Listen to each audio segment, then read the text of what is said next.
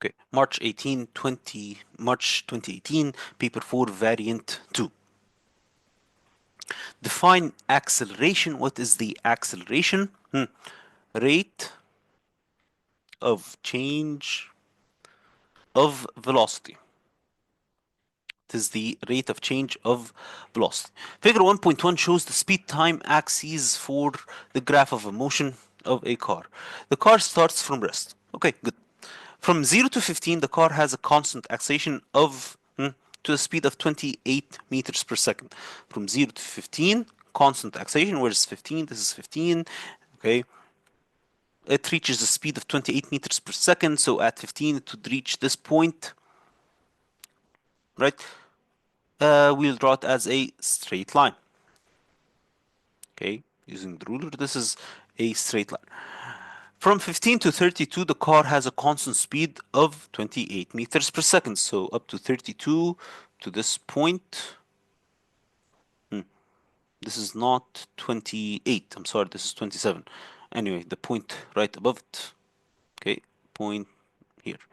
This is 28. Yes, okay. So as you draw the line, this is a straight line. And then 32, which is right over here, it will move at a constant speed. Again, you're drawing using your ruler. Drawing using a ruler. From 32, the car has a constant deceleration of 2 meters per second until it comes to rest. On figure 1.1, draw the graph using the space for any calculation. Can I draw the graph? Yes, constant deceleration. For how long? I, that's the question. You do not actually know for how long. I need to find out for how long. So the acceleration is equal to v minus u over t, right? V minus u over t. So u or v is 0. You have the velocity and you have the acceleration. Can I find the time? Yes. Time would be equal to velocity over acceleration. 32 over, not 32, it's 28. 28 over 2. What's 28 over 2? It is 14 seconds. So basically after 14 seconds. After 14 seconds. So this is at 32. 32 plus 14 is what is 46. 46. After 14 seconds, it will come to a rest. Okay? And then you draw a straight line. You said it's moving with a constant deceleration. Yes, a constant deceleration. You'll draw a straight line until it reaches 0. 5 marks. It's a lot. 5 marks is a lot. More than 5% of your test. Now, from time 15 to 32, the path of the car is in a circle. Path of the car is in a circle. For this motion, state the direction of the resultant force on the car. Can I find the direction of the resultant force on the car while it's moving in a circle? Think about it. Move circular motion. There is a force. Yes, there is a force. In which direction? In which direction? Towards the center. Yes, to the center of the circle. To the center of the circle. What happens to the velocity of the car? Is the car moving with a constant velocity? Is the car moving with a constant velocity? Definitely not. Why? Because the direction is changing. Because it's moving in a circle. So the velocity is changing. Why? Due to the change in the direction. Okay? As it changes the direction. Okay. A force is used to move an object from Earth's surface to a greater height. Explain why the gravitational potential energy of the object increases. Why? Because the gravitational potential energy, okay, depends on the height. Okay, the gravitational potential energy depends on the height. As the height increases, the gravitational potential energy increases. Okay, so gravitational potential energy depends on height. can say it's equal to mgh. As height increases, hmm, height increases, the gravitational potential energy also increases.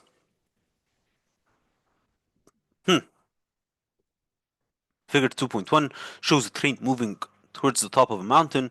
The train transports 80 passengers, each of an average mass of 65 kilograms, through a vertical height of 1,600 meters.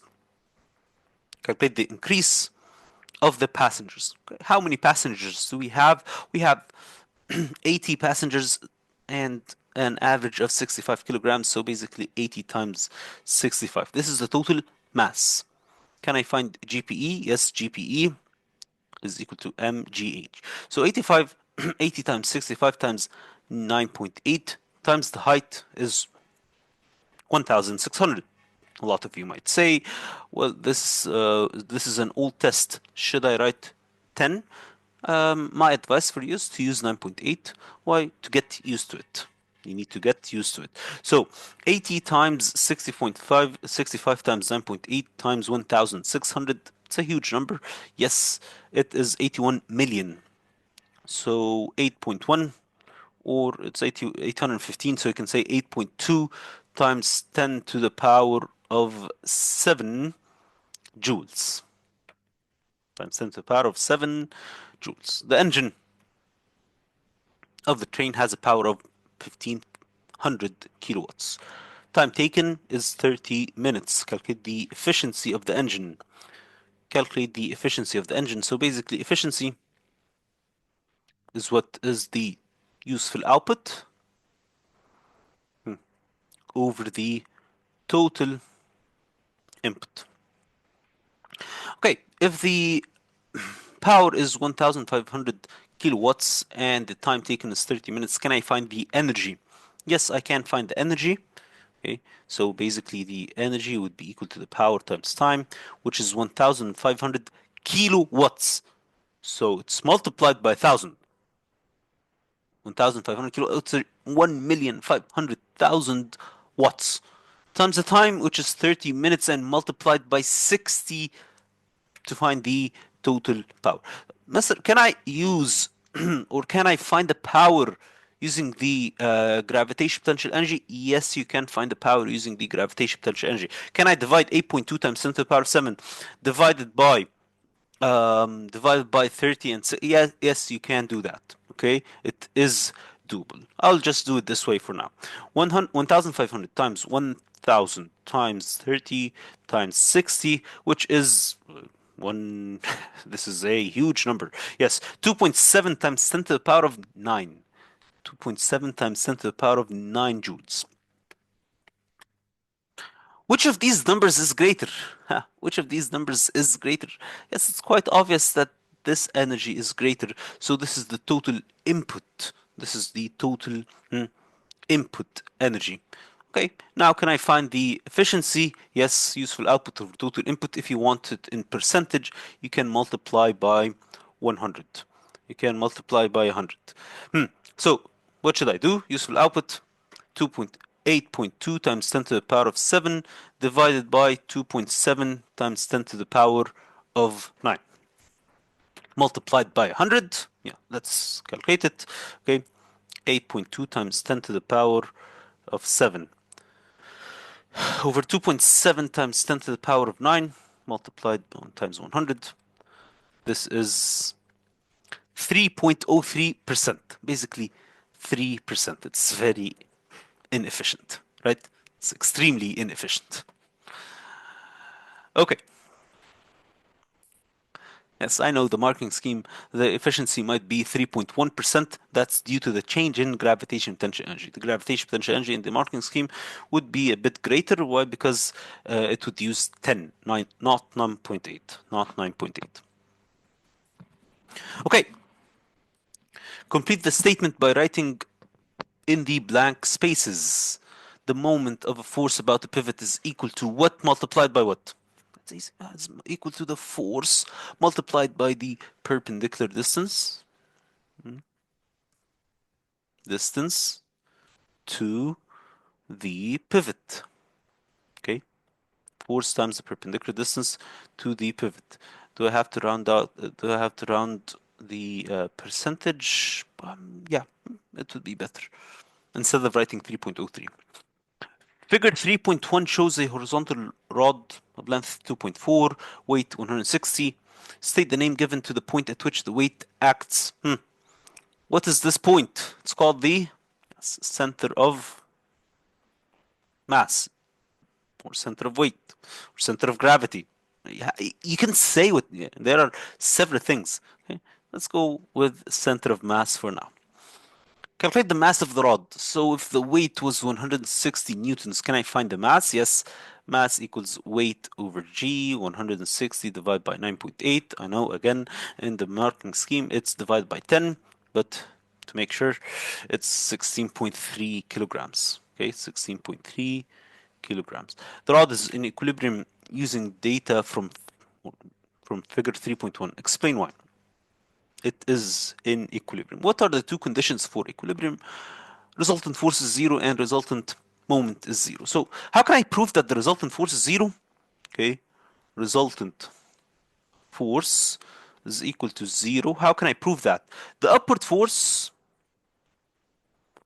is equal to the downward force, which is true because upward forces are 80 and 80, which are equal to 160.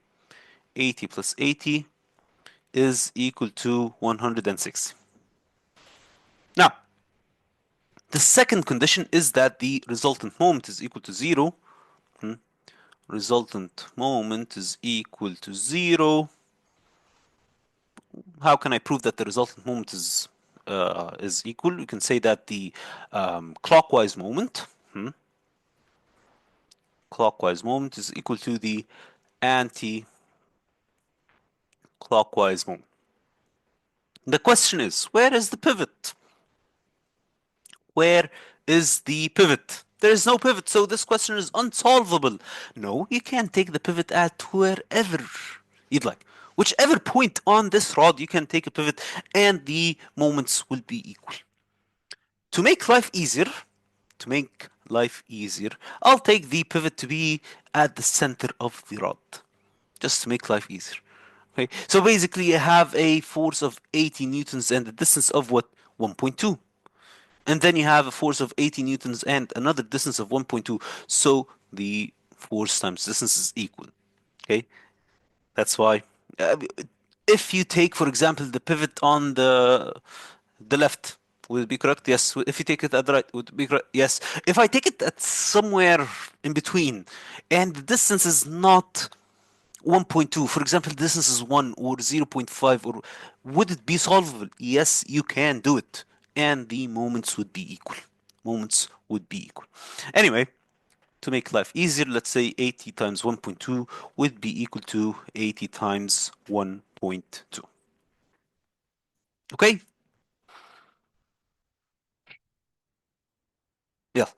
Figure 4.1 shows a cooled plastic spoon that has just been placed into hot liquid in a cup.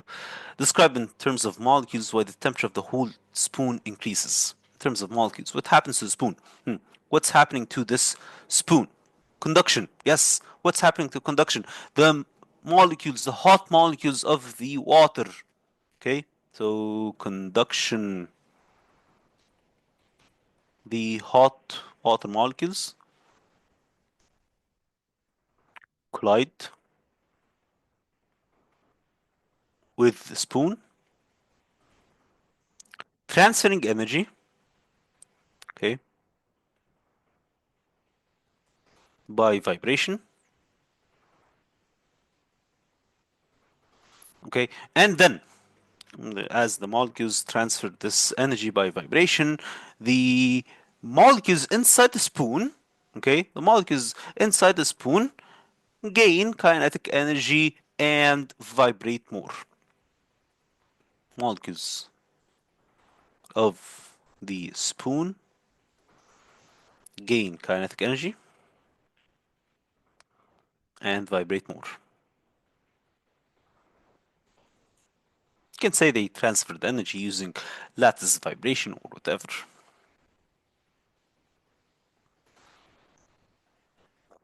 A plastic spoon is replaced by a metal spoon. Describe an addition process by which the temperature of the whole spoon is increased. If you use a metal spoon, how will the temperature differ?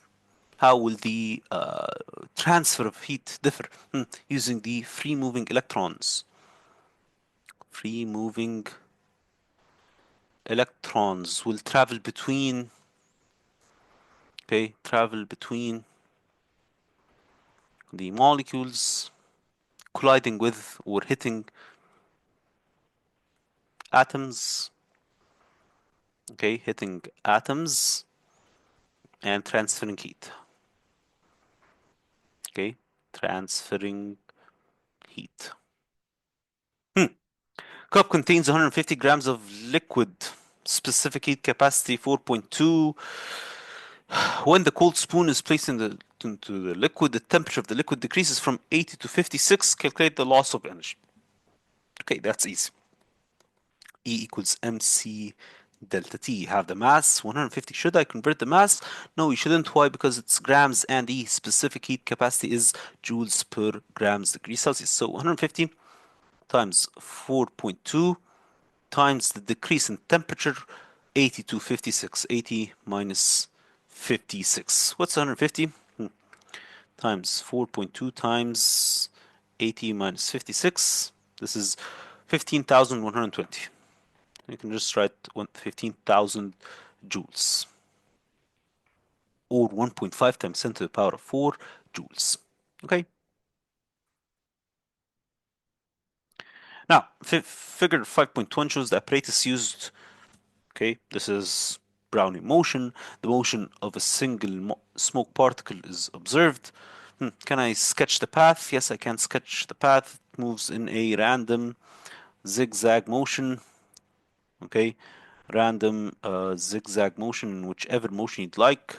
Okay, you just have to draw several lines with very sharp edges. Random motion. Explain why the smoke particles follow the path that is observed. We need to describe the Brownian motion. What happens in the Brownian motion is that the molecules, the smoke particles, are hit by the air molecules. We can say that the air molecules move fast and random, colliding with the smoke particles.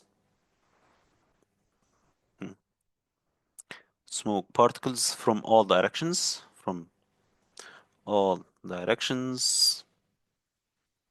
causing a random zigzag motion. Random zigzag motion. Okay, this is the random zigzag motion, which is the Brownian motion.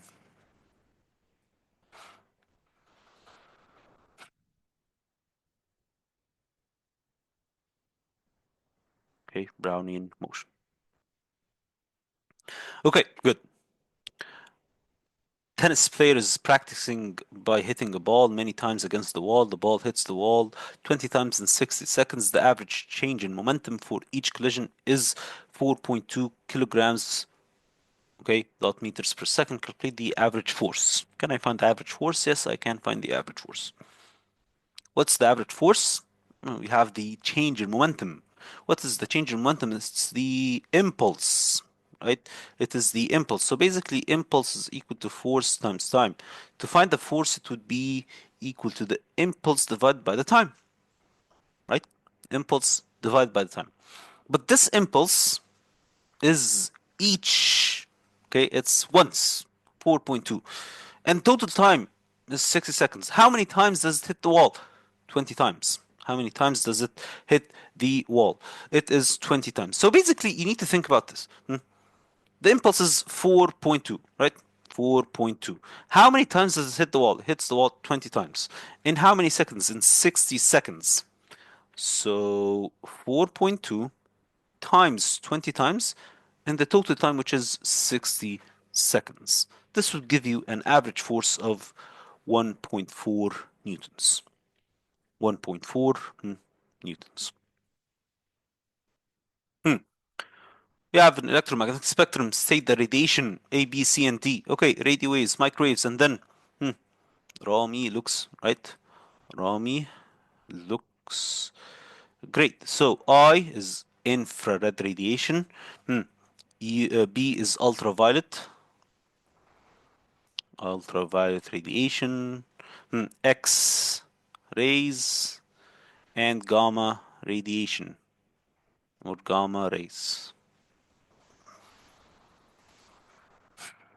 Source emits visible light. Figure 6.2 shows a ray of red light from source incident on the face XY of a glass prism at point S.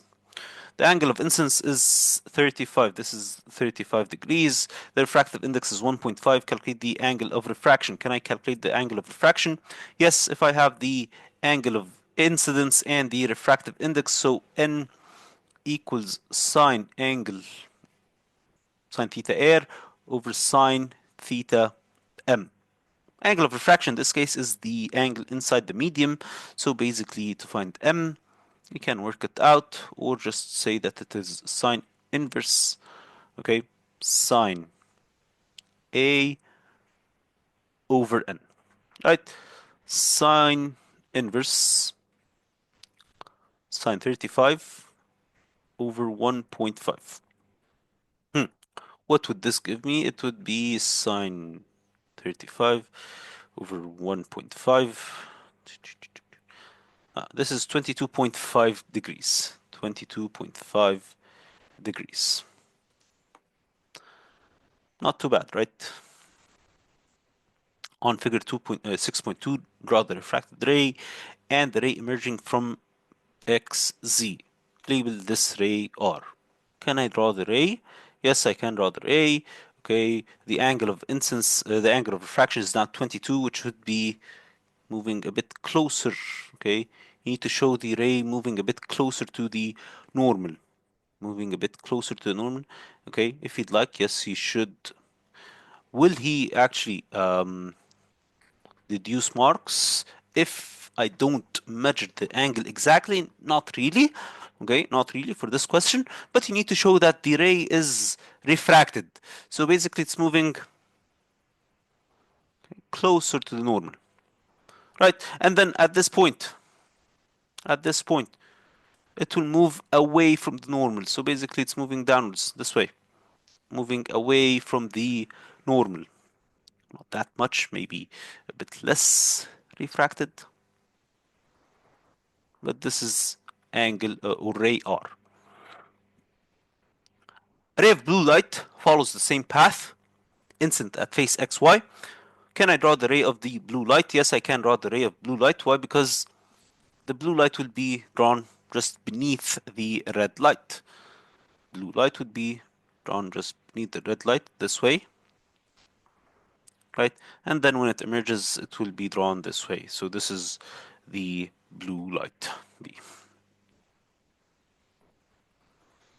Okay?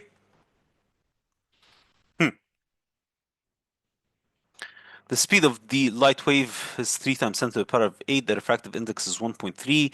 Calculate the speed of light in water. So N equals VA over VM. Find VM. It's VA over N.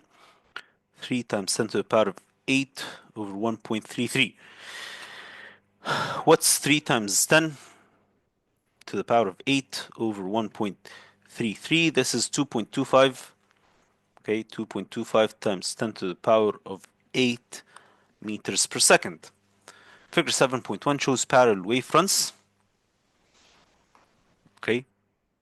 On figure 7.1, draw the positions of the 4 refracted waves in the plastic. Draw an arrow to show the direction. Label the angle of refraction. Need to draw the refracted waves. How could I draw the refracted wave? First of all, you need to continue this straight line until it reaches the boundary. Okay, first of all, continue the line until it reaches the boundary. Yeah, let's continue the line until it reaches the boundary. Definitely you're using your ruler. Please do not draw freehand. This is not a freehand drawing, please, okay? Till it reaches the whatever. And then at this point you have to draw a normal line. So this is the normal line. what happens? What happens is that the ray gets refracted. Will it move closer or will it move away from the normal? Yes, it's moving to plastic, so it's light. As light moves from air to plastic or from air to any medium, it gets bent towards the normal. It will move a bit closer to normal this way, right? This is the direction. This is the direction, and you can call this is R, angle of refraction. So what did I do now? I did the direction and I did the angle of refraction. How can I draw the wave fronts? He said four refracted waves. Four refracted waves. How can I draw them? Let me use another color. These waves should be perpendicular to the direction. And the distance between these waves should be less than the original distance. One of these waves should be touching one of the waves from the air. It should start from this point. For example, they should be touching. So how can I draw a refracted wave front? This way. And then I'll draw another one. Okay, parallel to it. Make sure that the distances between these waves are equal and that these waves are perpendicular to the origin or to the direction of the motion. This way, I've shown him that the waves have bent, okay, that the angle has decreased, and that the distances between these waves are equal.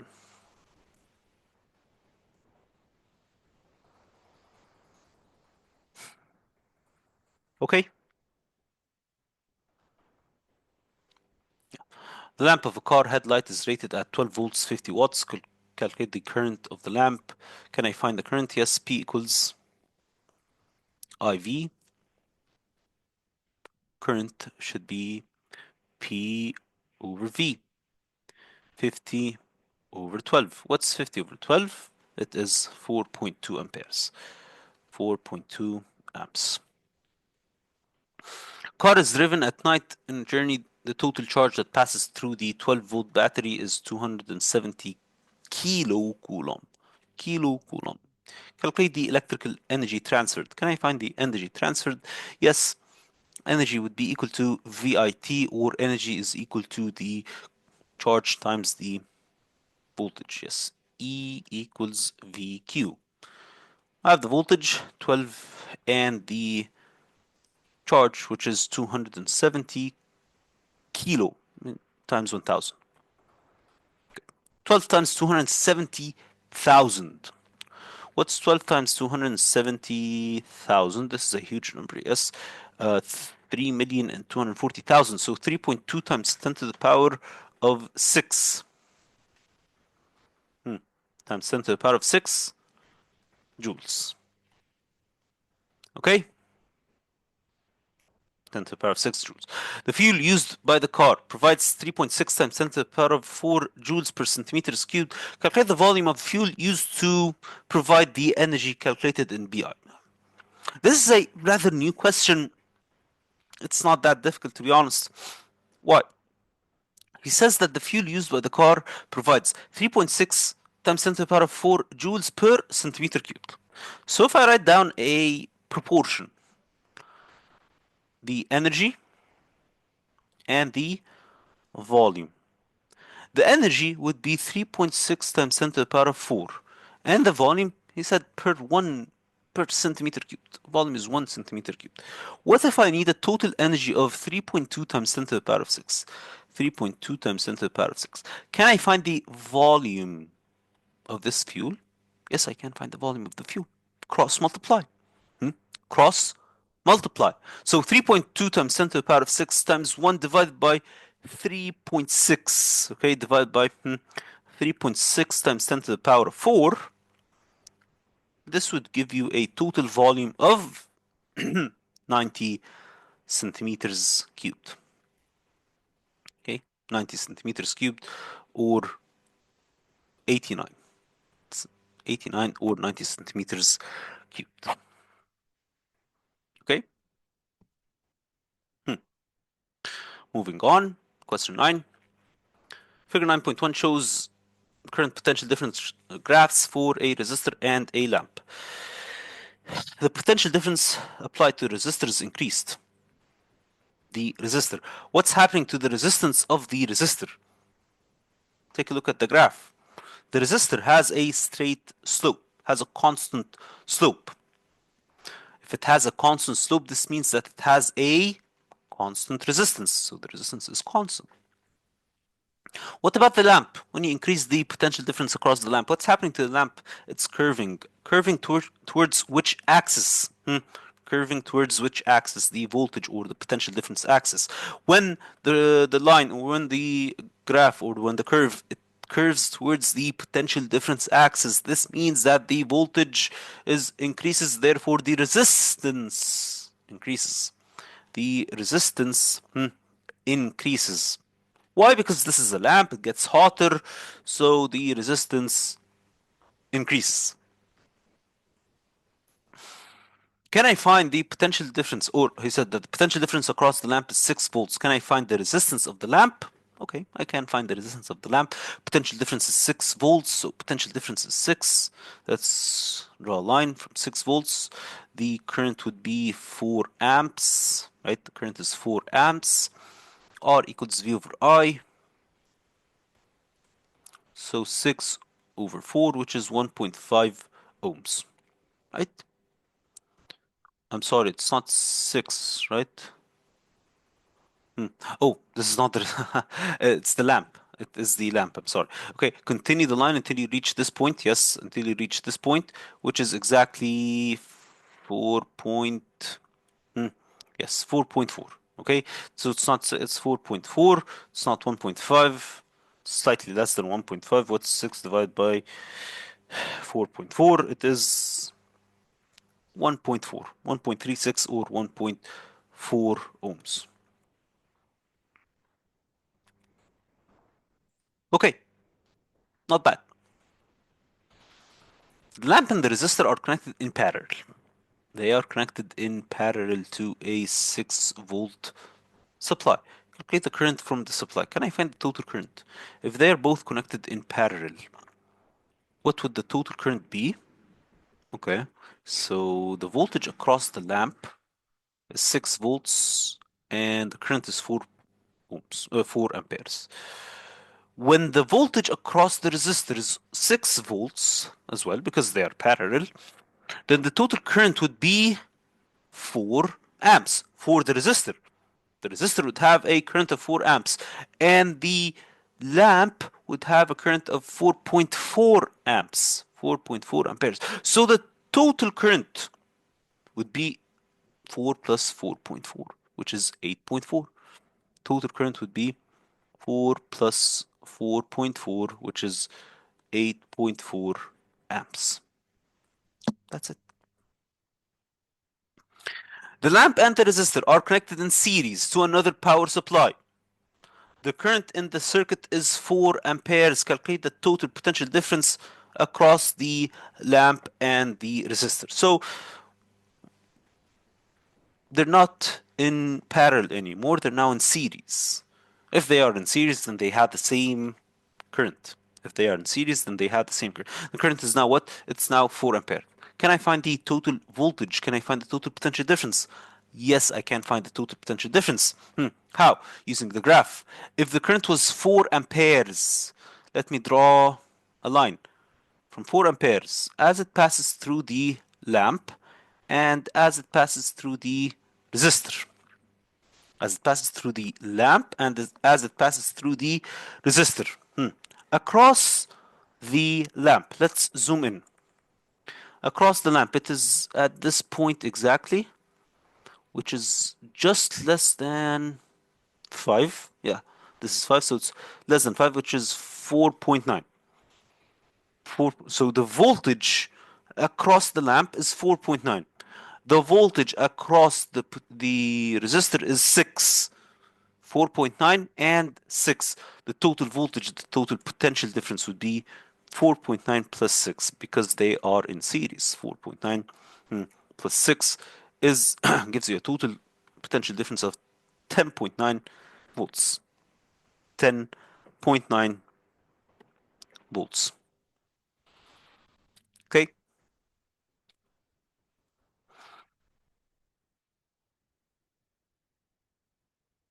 Question 10. Figure 10.1 shows a straight wire placed between the magnetic field. State three factors that affect the size of the deflection. This this is a an AC generator, right? Three factors that affect the size of the deflection: the strength, okay, of the magnetic field, the speed of the motion of the wire, speed of the motion of the wire, and what's the number of coils, the number of turns of the wire? Yes, the number of turns of the wire. Or, okay, if you don't have enough wires, this is not a coil, right? It's not a coil. This is a wire. This is one wire. So if I can wound it around itself, yes, it would be a coil. But for this case, you cannot wound it. What can you do? You can increase the length of the wire. You can increase the length of the wire, okay, of the wire inside the field. The length of the wire inside the field. So, for example, instead of it being AB, just turn it around itself. For example, again, you're creating a coil. You are creating a coil. So, the length of the wire inside the field. Figure 10.2 shows a transformer. The primary coil has 8,000 turns, input of 240. Secondary coil, can I find the number of turns on the secondary coil? Yes. Okay, so VP over NP equals VS over NS. The primary voltage is 240 over 8,000 equals VS. What is VS? 12 over NS. Cross multiply 8,000 times 12 divided by 240, which is 400 hertz. That's easy. A circuit containing a resistor is connected to the terminals of A and B. A direct current is required in this resistor.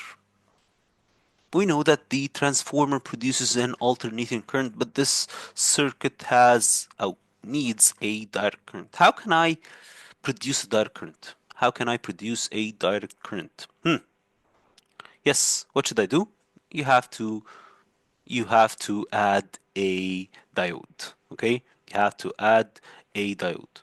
So now we have the resistor. We said you have the resistor and the diode. So you have to draw a diode and a resistor. This is the diode. Okay,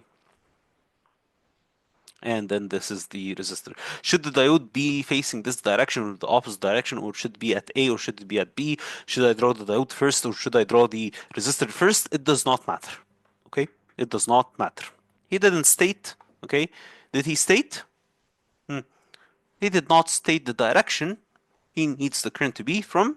For example, if he said the direction has to be from A to B, then we have to put it in this way. If he said the direction has to be from B to A, okay, so we have to flip the direction. That's all.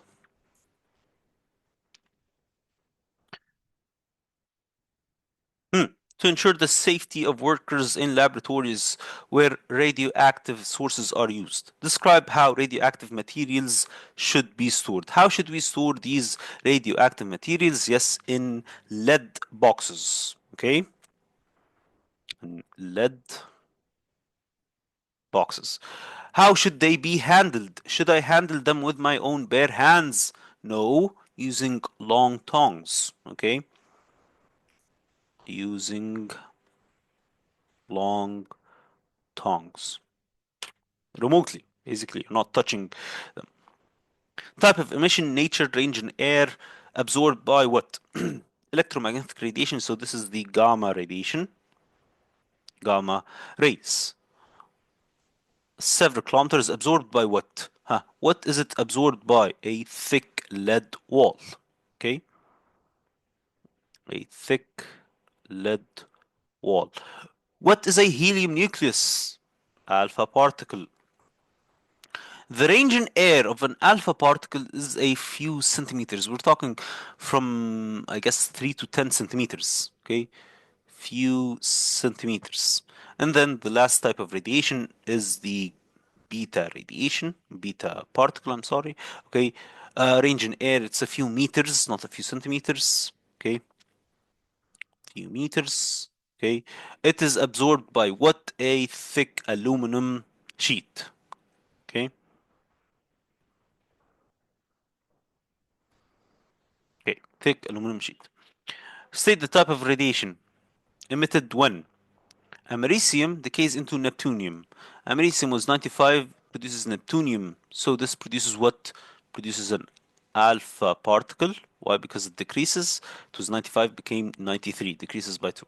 Phosphorus, 15, produces silicon, 16. While the mass number remains the same, the proton number increases. So definitely this is a beta particle. Okay? Okay.